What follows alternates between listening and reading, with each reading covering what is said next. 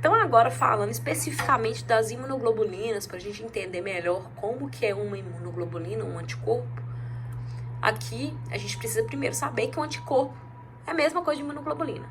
Mesma coisa, são sinônimos, tá? Eles são sempre proteínas, tá? Ficam circulantes e elas são produzidas pelos linfócitos B, que a gente já viu. Ela pode ser ligada à membrana, que aí ela vai ser tida como um receptor de antígeno, que aí é o IgM ou o IgD. E aí, no caso, ela vai ser gerada dentro da medula óssea junto com o linfócito B, né? Que a gente já viu isso. E quando ela é secretada para eliminação de micro-organismos. E ela tem uma grande interação com o sistema imune inato, tá? Então, vamos entender aqui. Eu tenho uma hemoglobulina IgG secretada e uma IgM de membrana. O que diferencia uma secretada de uma de membrana? Primeira coisa, a parte da cauda dela, ela é menor, tá vendo? Da secretada. A IgM de membrana, ela tem uma cauda que ela tem uma região transmembrana. E no caso aqui, a porção C, ela é hidrofílica. No caso da região de transmembrana hidrofóbica e a região intracelular é carregada positivamente. Tem essa diferença. No resto, elas têm basicamente a mesma coisa. Tem uma coisinha a mais aqui, que é a questão dessas dobradiças, que essa aqui não tem. O que é essa dobradiça? Ela que vai fazer, que vamos supor, o linfócito, aqui pode olhar pelo meu dedo, ele tem isso aqui, tá? Então ele reconhece, ele é um Y. A dobradiça faz ele conseguir fazer isso, então ele consegue pegar um pedaço do antígeno que tá aqui e outro aqui, mesmo sendo distantes. Por isso que eu tenho essa dobradiça. E aí, ela tem aí a porção FAB e a porção FC, que a gente vai olhar aqui mais pra frente. Então, primeira coisa, ela é simétrica, então ela tem duas cadeias pesadas e duas cadeias leves. Então, aqui eu tenho a minha cadeia leve, duas cadeias leves e duas cadeias pesadas, beleza? A porção FC é essa que eu marquei aqui de azul. Então, no Y é como se fosse o pauzinho do Y, a perninha do Y. E a porção FAB como se fosse o bracinho do Y, os dois bracinhos do Y, tá?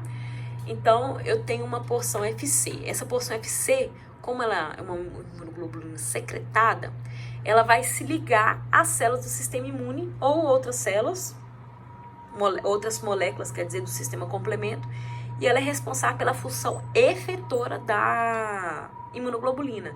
Como assim? Ela que vai, essa porção FC aí, que vai falar se é imunoglobulina M, G e tal, tá? E a região FAB, que é essa região mais externa ali, ela é composta por uma região cadeia leve e a cadeia pesada da região FAB, e ela que vai se ligar especificamente ao antígeno. Então, a imunoglobulina, né, sendo um Y, ela se liga aqui à célula e aqui ela se liga ao antígeno.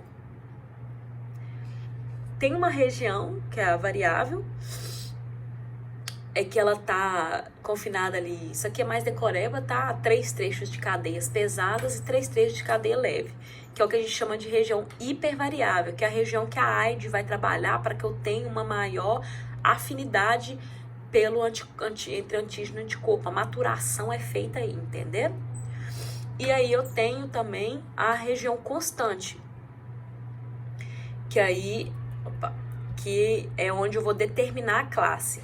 Então, a parte constante eu determino se é um IgM, IgD, IgE, é isso que eu vou definir. Então, eu tenho 5 formas de região constante. Agora, a parte da cadeia variável ali, ela pode ser inúmera, tá? Como que funciona, então, ligação anticorpo-antígeno? Aí a gente já falou mais ou menos sobre isso, eu coloquei só pra gente lembrar que antígeno é qualquer substância que se ligue ao receptor de um anticorpo ou de um linfócito T. E aí os anticorpos podem reconhecer quase todos os tipos de moléculas. Então eles não reconhecem só proteínas, tá? Então lipídio, açúcar, carboidrato, etc. E aí, mesmo se ligando somente a alguns antígenos, eles são capazes de ativar os linfócitos. Então, antígeno que é capaz de ativar linfócito é chamado de imunógeno, tá? Os anticorpos são capazes de conhecer antígenos com afinidades variadas, então, porque ele tem uma especificidade muito alta, então ele reconhece apenas determinado antígeno, que é o que a gente fala da maturação, né, dessa afinidade. Tem uma diversidade muito grande, então eu tenho vários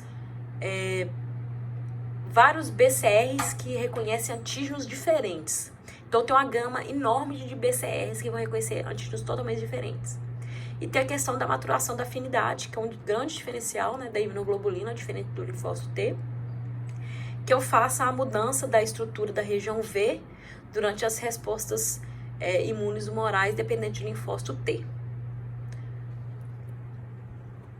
Aí aqui a gente tá vendo, esse quadro aqui, é bom vocês darem uma olhada bem bacaninha nele, sabe? Porque a Beth cobra algumas coisas que tem nele, principalmente relacionadas à função aqui. Eu coloquei isso porque eu acho que ela usa isso no slide dela, tá? Essa parte que é muito importante.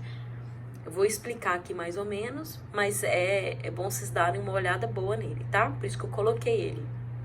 Então a gente tem imunoglobulina A, B, G, E, G e M. Que a gente já viu como que se transforma, a D e a M já são de membrana e as demais dependem do linfócito para secretar a citocina específica para ela ser alterada. A IgA normalmente é um monômero ou um dímero, então ela se apresenta em uma ou duas, tá? Imunoglobulinas. Ela está muito presente na lágrima, no suor, na saliva, no colostro, no leite materno, no líquido. Nas mucosas em si, o IgA está muito presente.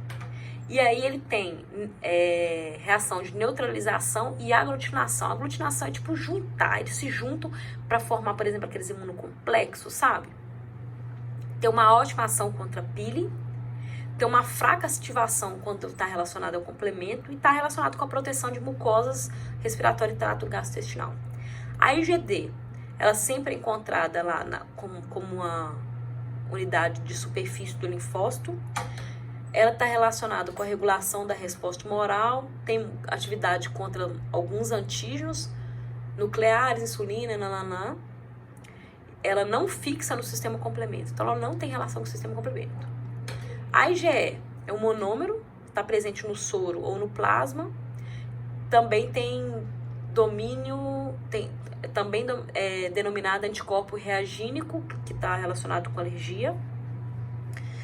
Ela vai se ligar aos receptores dos mastócitos. Quando a gente for ver hipersensibilidade, a gente vai entender isso melhor. Mas ela se liga, você lembra que eu falei que a porção FC, ela se liga à célula? Então, a IgE, aquela porção FC, ela vai se ligar no receptor dos mastócitos. Os mastócitos e os eosinófilos, eles têm um receptor para essa porção FC da IgE, e aí serve para que eles desgranulem, tá? Sobre o euminto, por exemplo. Ela está muito aumentada na infecção, né, por eumintos, e ela não fixa o complemento. A IgG, ela está presente principalmente no soro e no leite, ela atravessa a placenta e atravessa mucosas. Ela faz neutralização de antígenos e toxinas, aglutinação e opsonização, beleza? Ela tem um pouco de citotoxicidade, então ela é mais tóxica à célula.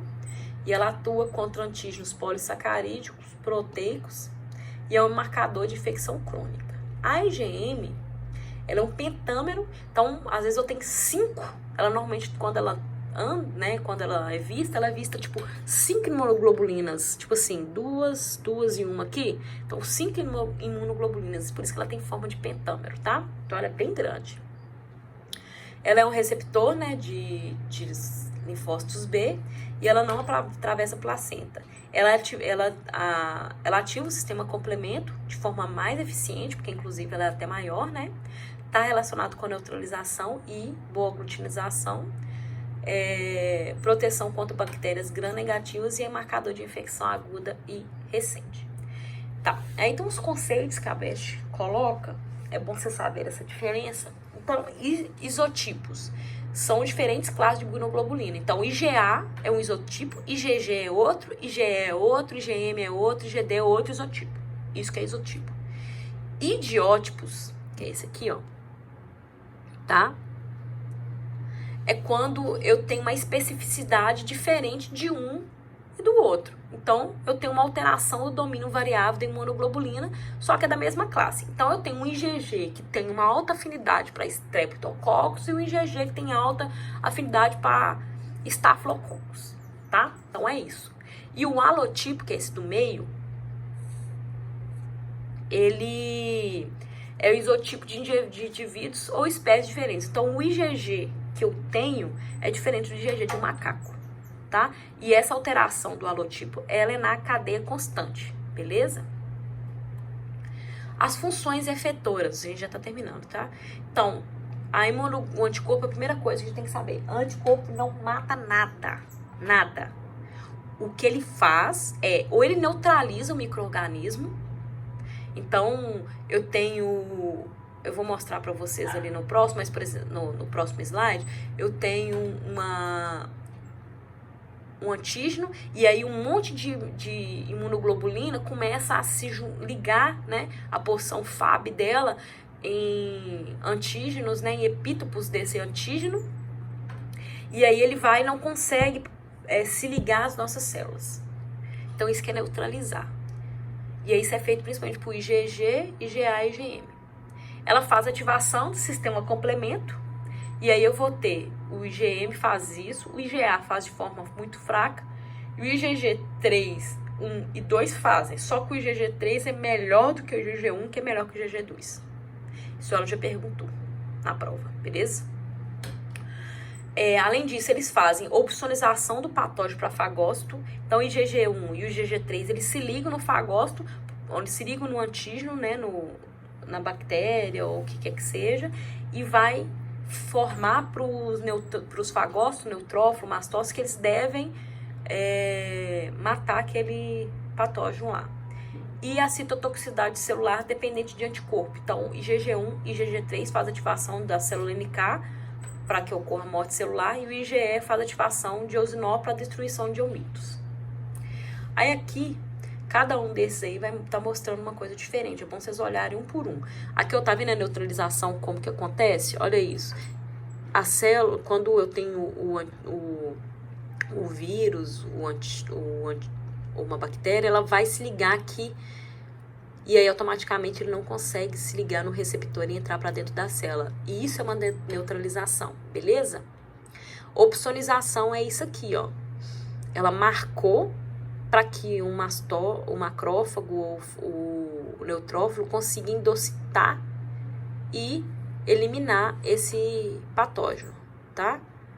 Então aqui, ó, tá vendo? O fagossoma, o fagolisosoma, e aí vai ocorrer a degradação desse antígeno.